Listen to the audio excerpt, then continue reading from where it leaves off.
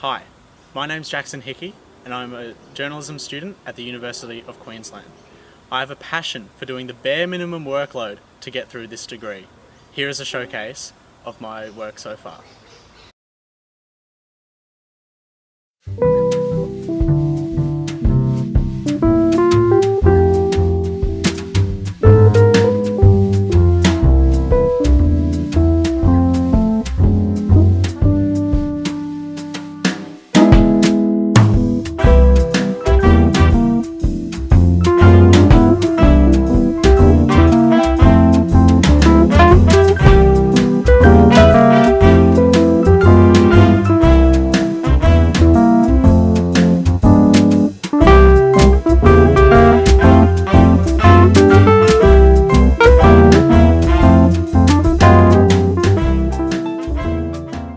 Photographing cars was an interesting experience. However, photographing the ocean and surfing is what appeals to me the most.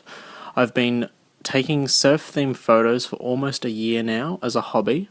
I am self-taught and trying to broaden my portfolio from artsy pieces to action shots of surfers.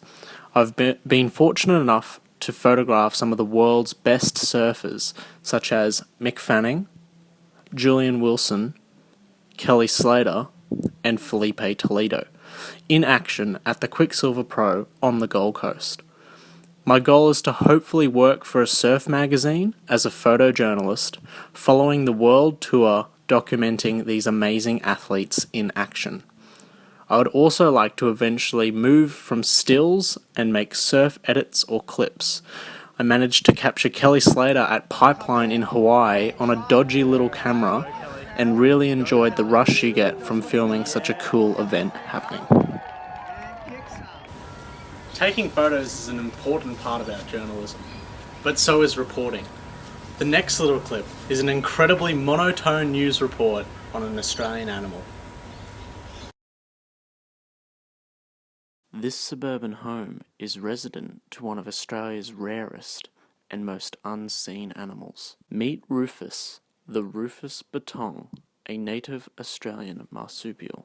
Commonly mistaken for rock wallabies, Rufus Bettongs are nocturnal and only grow to be roughly 80 centimetres from nose to tail. Rufus will call this tent home for the next few months before he is hopefully accepted into a breeding program before returning to the wild. Rufus was given to us to take care of after his mother was killed by a car. We had to make sure he survived the winter as he was very young, with the hope that he would be accepted into a breeding program in the future.